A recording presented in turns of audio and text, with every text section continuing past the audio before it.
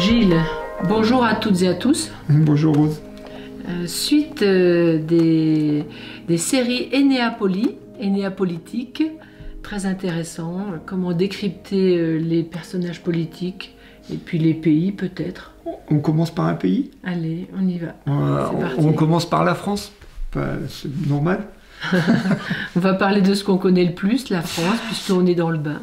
Alors, déjà, il faut savoir que les pays prennent une sorte de personnalité que l'on peut retrouver dans l'énéagramme.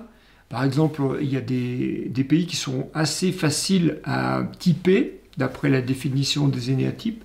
Donc on sait que les USA, on dit tout le temps, ce sont des 3 en énéatype, des énéatypes d'image. C'est eux qui ont inventé le cinéma, Hollywood. Là. Ce sont des winners. Et winner ou loser, c'est les deux faces de il faut gagner, il faut se battre, il faut y arriver. On voit ça dans tous les films. C'est vraiment leur vie est passée à travers ce filtre. Et on remarque d'ailleurs qu'il y a une prédominance de présidents d'énéatype 3 en Amérique, notamment les derniers, Biden, Obama, par exemple, sont des 3. Et on avait souligné que Trump va faire une rupture puisqu'il c'est un 8. Mais en général, on a quand même toute une lignée de présidents qui sont 3. Les Kennedy, bon... Et on va parler de la France. Ouais, et donc... non, mais c'est juste pour dire, on arrive à typer des pays assez facilement comme ça, et la France, un peu plus difficile. Oui, on a bien réfléchi, on s'est posé beaucoup de questions, parce qu'en France, la population... Alors, on a plusieurs critères. La population pourrait être tendance dépressive, beaucoup d'antidépresseurs. On dit les Français sont dépressifs. Oui, mais les Français sont aussi bons vivants de l'autre côté. Ils aiment bien le vin, le fromage, la bonne cuisine.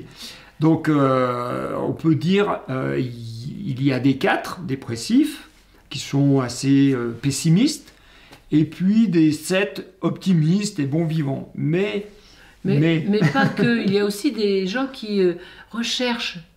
La France est un pays d'innovation. Et vraiment beaucoup d'inventions, beaucoup de découvertes se sont passées en France, mais n'y sont pas restées. Ce qui est étonnant, c'est que comme si elles avaient été aspirées, tout ce potentiel aspiré par, justement, comme tu en parlais, les États-Unis. Pourquoi ces valeurs ne restent pas en France? D'ailleurs, beaucoup de valeurs ne restent pas en France, comme si à chaque fois, on crée quelque chose, on donne quelque chose à la vie et on est trahi et c'est pris, c'est absorbé par autre chose. Et Gilles, ce qu'il me venait, et il faut qu'on vérifie ça, peut-être que la France serait globalement énéatype 6. Alors, énéatype 6, c'est quoi? L'énéatype 6, c'est un énéatype enfant bloqué. Comme si son énergie psychique était restée bloquée vers 5-6 ans. Et du coup, on va retrouver chez les 6 2 aspects que l'on retrouve beaucoup chez les Français, c'est soit la soumission, soit la rébellion. Ce qu'on appelle en analyse transactionnelle l'enfant soumis, l'enfant rebelle. Et puis l'enfant créatif aussi, qu'il ne faut pas oublier aussi. Voilà, donc l'enfant créatif dont je parlais précédemment, et l'enfant soumis et rebelle, on le voit en ce moment, on se demande où sont les Français. Tous les pays disent, mais les Français, ça a quand même été le pays de la Révolution, donc rébellion. Et là, il y a comme une soumission qui s'installe, comme une peur, justement. Les 6, c'est le royaume de la peur, et on dirait bien qu'ils sont figés par cette peur. Alors, ce qui est intéressant dans l'énéatype 6, c'est que c'est un énéatype enfant, donc qui est par rapport à un adulte ou à une autorité. Et effectivement, chez les Français, ce qu'on remarque beaucoup, c'est qu'ils vont élire un leader en disant c'est un roi, hein, c'est l'image de l'autorité suprême, et puis dès qu'il va être élu, ils vont commencer à le dégommer, c'est-à-dire à faire les enfants rebelles, jusqu'à aller lui couper la tête même, puisque c'est la tradition française.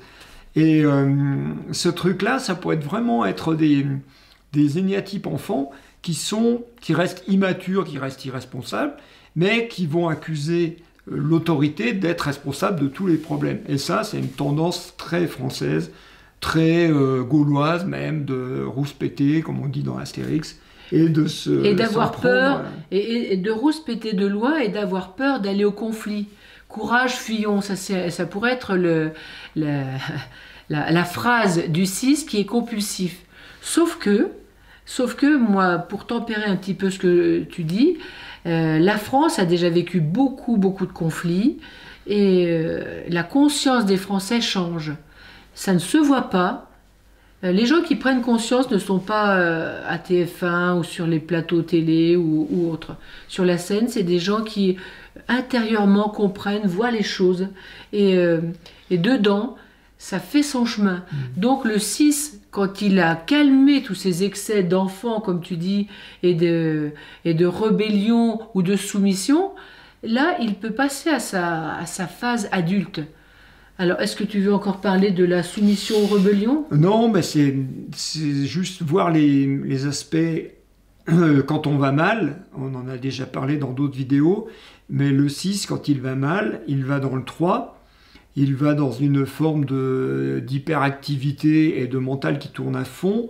Et une forme d'image. On avait vu ça dans j'allais dire, dans le règne de Sarkozy, qui était vraiment l'énéatype 6, qui changeait de chantier tous les jours, qui faisait plein de trucs, qui disait moi, comme un enfant. Et ce truc-là, on l'a beaucoup vu chez les Français qui veulent, et encore, on le voit encore actuellement chez le président actuel, c'est comme un enfant qui veut être grand, et qui joue dans la cour des grands, mais qui joue comme un enfant. Et on l'a vu chez les 3 derniers présidents, pourtant ils n'étaient pas tous 6, hein. Sarkozy était 6, mais Hollande était 9 et Macron est 3. Et pourtant, ces 3-là font assez président immature. Il y a quelque chose, comme s'ils essayent de jouer dans la cour des grands, on sent que c'est un peu de l'enfant qui joue. Et ça, c'est plutôt le 6 qui va mal quand il va dans le 3 et qu'il essaye de paraître au lieu de se recentrer sur l'être. Oui, là, comme tu dis, on sent l'ego qui est encore là. Alors, moi, ce que j'aime bien voir, c'est que nos représentants politiques, évidemment, nos présidents, on pourrait dire, on a ce qu'on mérite. On a le reflet d'une masse encore présente qui fait émerger ça. Alors, en sachant que les élections sont ce qu'elles sont aussi, hein, on est bien d'accord. Tu voulais dire? Il y a un autre aspect du 6 qui me vient, c'est notre héros national qui est Astérix, qui est vraiment le petit 6, sauveur de la veuve et de l'orphelin. Et d'ailleurs, nos amis belges qui suivent la vidéo, c'est pareil en Belgique avec Tintin. Donc les Suisses, les Belges et les Français pourraient avoir ce même énéatype 6 loyal, sauveur de la veuve et de l'orphelin, qui veulent en découdre contre les méchants, mais avec cette idée qui est derrière que les méchants, c'est une forme d'autorité. Oui. Une autorité malveillante. Alors, sauf qu'avec Astérix, il y a quand même une forme de résistance, et les 6 résistent dedans. Parce qu'ils ont une énergie qui les anime, au-delà de la peur. Une fois que la peur, on l'a bien vue. Je dis ça, on l'a bien vu, parce que je m'associe au 6, puisque mon énergie personnelle est du 6, donc je commence à bien connaître ça. Et donc, une fois qu'on a dépassé ou qu'on commence à voir que la peur, c'est un film, il y a une paix qui peut s'installer et un courage, même pour aller jusqu'à la foi, que quoi qu'il arrive, on va s'en sortir. Quoi qu'il arrive, la France, les Français ont le potentiel pour s'en sortir. Parce que l'énéatype 6 est un énéatype de peur, il est au centre du royaume de la peur, mais il a une vertu qui va émerger quand il va traverser sa peur, ça s'appelle le courage et la foi. Oui, et donc, comme tu en parlais tout à l'heure par rapport à la peur de l'autorité, donc les 6 ont bien cette peur de l'autorité, du gendarme, de tout ce qui est vraiment, qui peut venir de l'extérieur, qui fait peur. Et quand tout s'apaise, quand la conscience permet de voir ces peurs qui sont comme des films, qui durent déjà depuis au moins 4 ans, mais qui durent depuis bien plus longtemps, en fait, là, le 6 peut basculer ou inverser, ou se retourner, et aller voir à l'intérieur de lui son autorité et l'affirmer. Et c'est là que c'est très intéressant, parce que le 6, c'est quelqu'un justement qui est dans la foi, qui est vraiment au contraire de sa compulsion de jeunesse qui était vraiment dans la tête, dans toutes les peurs, dans le stress, dans l'hyperactivité. Les Français, il faut tout faire, il faut... Alors après, il y a quelque chose qui se pose, parce que ça les amène dans ce centre-là, au niveau du cœur, qui fait qu'on est en lien. Et la France, qui a perdu tous ses liens depuis quelques mois, pourrait, si tout va bien, d'ici quelques temps, retrouver ces liens, mais ce sont des vrais liens, pas des liens d'ego pour avoir les richesses des pays d'Afrique ou d'ailleurs, ou des liens calculés, mais des vrais liens d'âme à âme, d'amitié et d'entraide. Alors, sur l'aspect 6 encore, on va le retrouver par exemple à des petites anecdotes comme ça, des petits clins d'œil. Quand on va chez les Chinois, pour eux, quand ils disent le mot France ou français, ça veut dire pays de la loi. Donc ça veut dire qu'il y a quelque chose d'assez droit qui représente la loi pour eux, alors qu'eux-mêmes s'appellent l'Empire du Milieu. On fera une vidéo sur la Chine, c'est intéressant. Et sur l'aspect loyaliste du 6, hein, qui est dans la loi, tant qu'il est en référence à une autorité extérieure supposée pas claire, il va tomber dans ce qu'on appelle la parano et le complotisme. Et c'est bien la grande tendance actuelle dans ce pays. On entend ça partout. On entend ça partout. Il y a des gouvernements secrets, il y a des gens qui pensent, il y a des gens qui veulent, il y a des autres... Enfin bon, on imagine plein de scénarios pour expliquer nos malheurs. Et ce que tu dis, c'est quand le 6 évolue, c'est que quand il arrête de se référer à une autorité extérieure et de s'en remettre à une autorité extérieure, comme par exemple l'Amérique, la Russie ou je sais pas quoi, on a encore vu Macron faire tout un truc là avec Donald Trump pour la venue à la cathédrale de Paris. C'est pathétique parce que c'est pas ça du tout qui va redonner de la grandeur à la France. On avait déjà vu ça sous Sarkozy quand il voulait absolument se faire photographier avec Obama. C'est pathétique, c'est ridicule, c'est des enfants. Si on trouve notre autorité intérieure, à ce moment-là, on peut dépasser cette parano qui nous fait croire qu'il y a des autorités qui nous veulent du mal. Oui, ça c'est intéressant de voir que tant qu'on n'est pas à l'intérieur de nous, au niveau de notre âme, mais dans le mental, ce ne sont que des peurs et des croyances.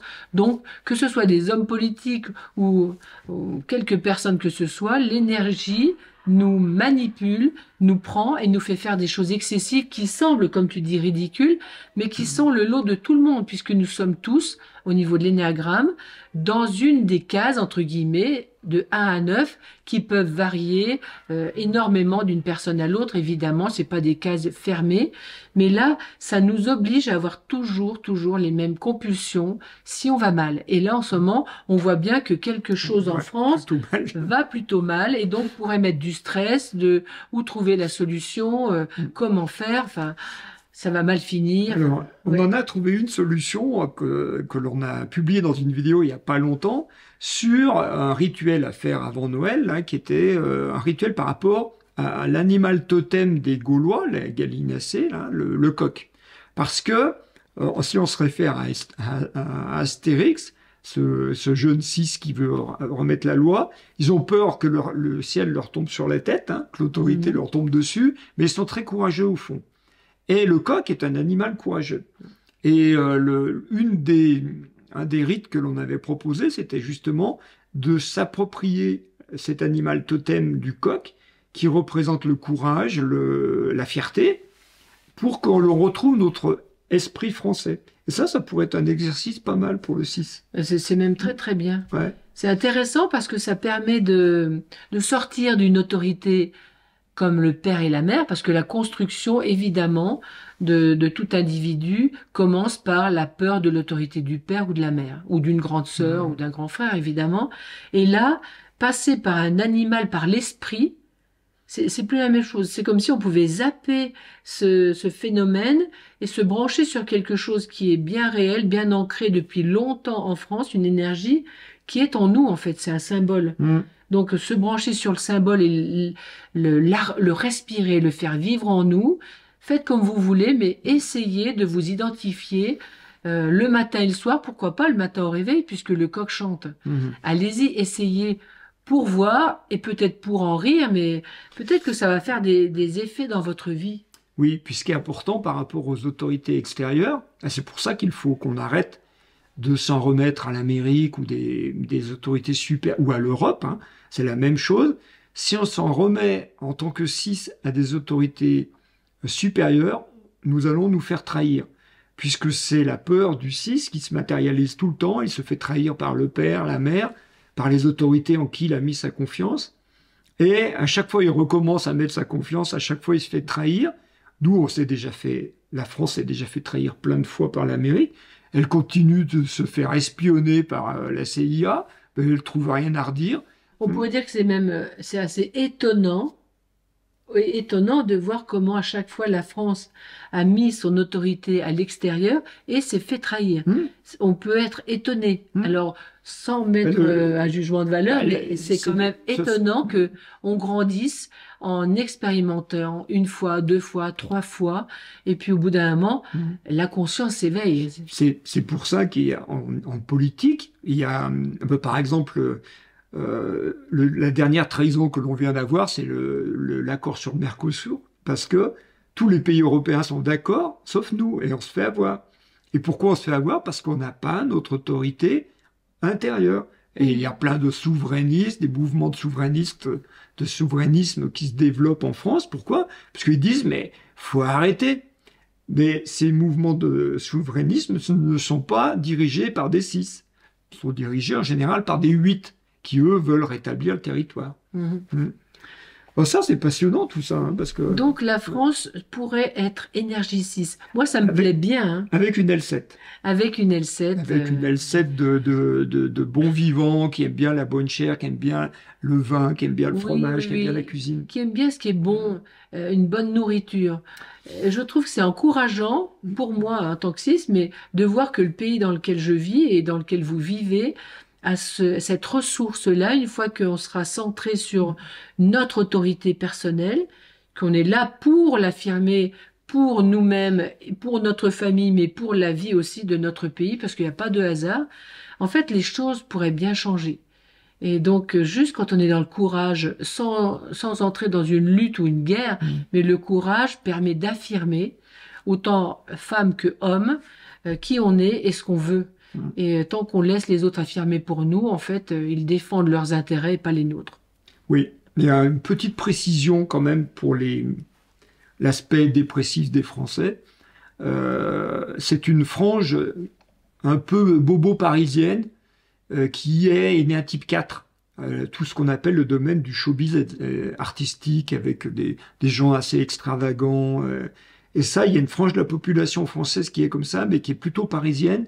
Et qu'on retrouve pas trop en province. Oui, ça c'est. Et c'est pas l'État, c'est pas la France complètement qui est dans cette énergie-là. On pourrait dire que c'est une frange de la population. Oui, tu as raison de dire ça parce qu'on pourrait dire de l'extérieur, et je pense que les pays étrangers ne sont pas dupes, que ce qui se passe et ce qu'ils voient n'est pas le reflet des Français, de ce qu'ils pensent réellement. Oui, dans les médias, tu vois. Dans les médias, mais évidemment, mais les médias, c'est ce qui donne l'information à l'extérieur. Et donc, faut se méfier de l'habit ne fait pas le moine. Et ce qu'on voit de l'extérieur, c'est pas ce qu'il y a en France. Sincèrement, je pense que les Français ont envie de paix et ne sont plus dans ces histoires-là d'autorité ou pas autorité. Ils ont envie sincèrement de paix entre les pays et de créer. Et je sens que là, vraiment un lien créatif et un lien profond entre les nations. Ce qui pourrait autoriser la France à évoluer vers le 9, vers le point 9, au lieu d'aller vers le point 3, de se désagréger dans l'image, d'aller vers le point 9, ce qui représenterait une nouvelle spiritualité pour la France. Ouais. Parce que le 6, quand il va bien, il évolue très vite vers le spirituel. C'est une bonne nouvelle, ça? Oui, ça c'est encourageant. Vraiment, j'ai très envie de ça. J'espère que vous aussi. Je le pense d'ailleurs si vous êtes là. Et donc, allez voir le coq le matin. Prenez vos plumes, votre plus belle plume, et écrivez le nouveau monde. Allez, je vous embrasse. À bientôt.